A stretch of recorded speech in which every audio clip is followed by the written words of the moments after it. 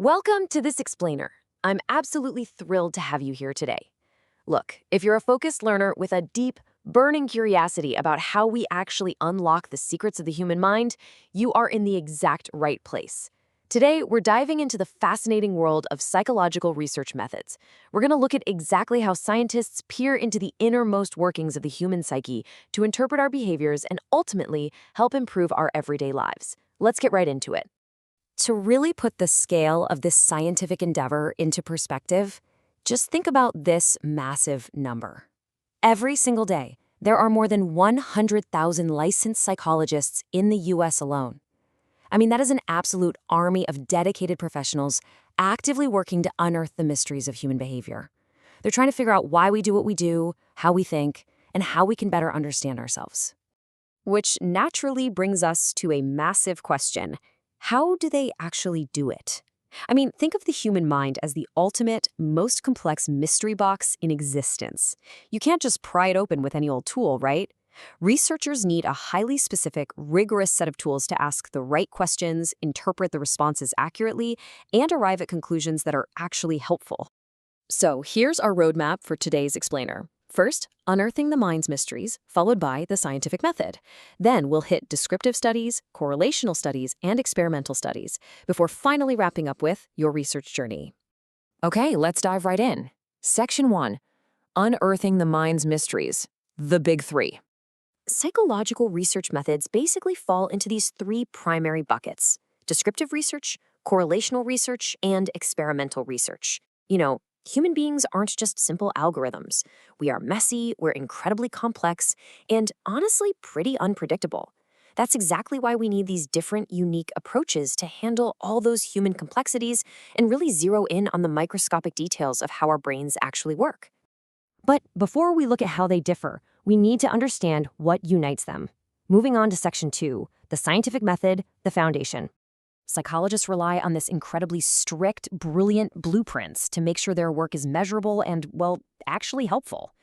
It always starts with Step 1, gathering historical data and background research, which then leads to Step 2, defining a measurable, testable question. From there, researchers form a reasonable, data-backed hypothesis, design an experiment to test that very specific question, and finally organize all that raw data into overarching theories. This process right here, it's literally the engine that drives global scientific knowledge. All right, with that rock-solid foundation set, let's examine our first specific methodology.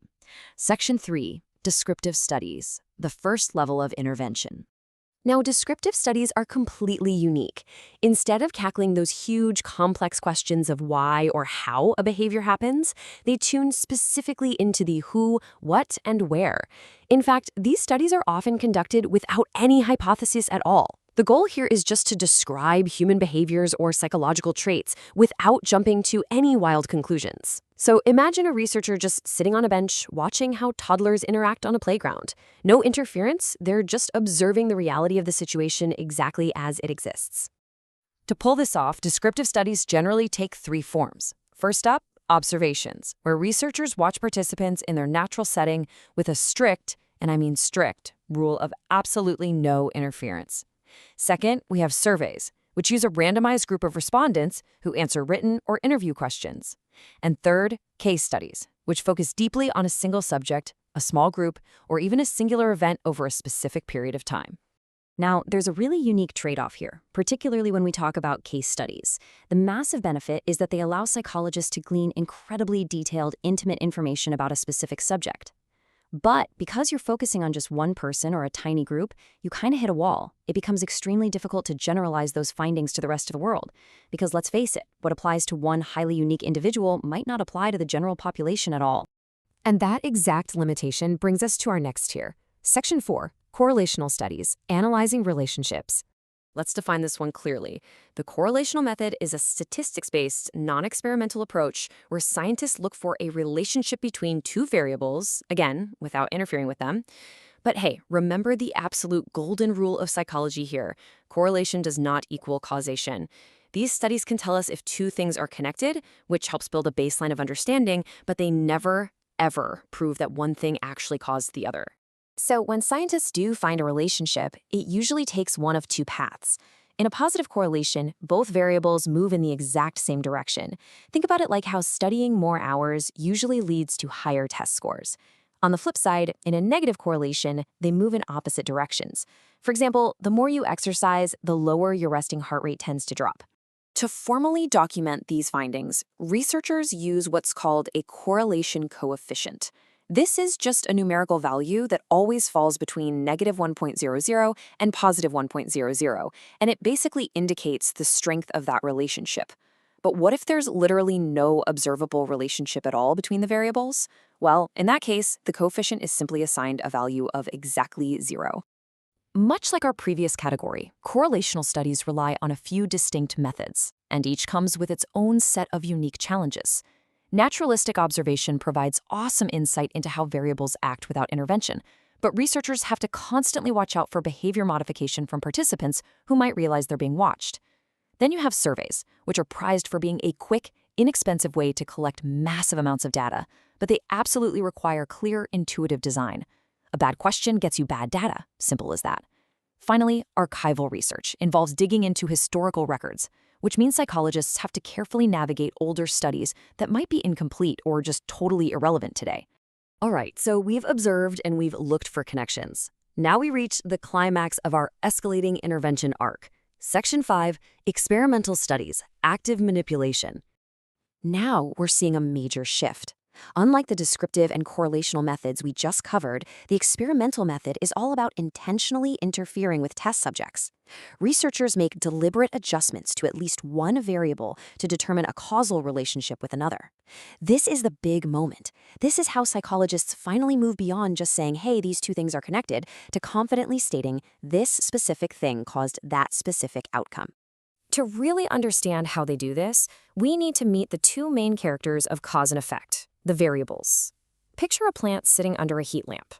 The independent variable is the one researchers actively manipulate, like turning the dial on the lamp to change the light intensity. The dependent variable, on the other hand, isn't manipulated at all. It's just observed. So in this case, that would be measuring how much the plant actually grows in response to that light. Now, because this involves active interference, researchers must follow an incredibly strict procedure. First up, they clearly define those key variables we just talked about. Next, they hypothesize the exact relationship they expect to see between them. And finally, they conduct the experiment itself, manipulating the relevant variable, observing the results, and meticulously collecting all that data. Part of that crucial planning phase is choosing the right experimental design. Researchers might go with independent measures, placing completely different participants into each variable condition. Alternatively, repeated measures exposes the exact same participants to every single condition of the study. And then there's counterbalance designs. This is pretty brilliant. Here, everyone experiences each condition, but in different randomized orders. This ensures the mere sequence of events doesn't accidentally mess up the behavioral data. Wow. Okay, we've covered a tremendous amount of ground exploring these highly structured tools. Let's transition from the broader scientific world straight back to you. Section 6, Your Research Journey. If learning about these intricate methods sparks your curiosity even a little bit, research psychology could be an absolutely incredible professional path for you.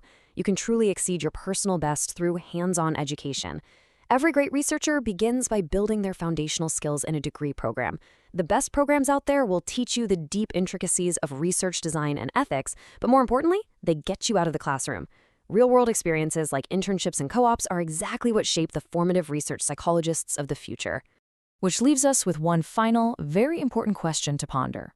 Are you ready to break through to new understanding? We've seen how researchers utilize the scientific method, climbing all the way from hands-off descriptive observations to correlational relationship mapping, right up to rigorous experimental manipulation.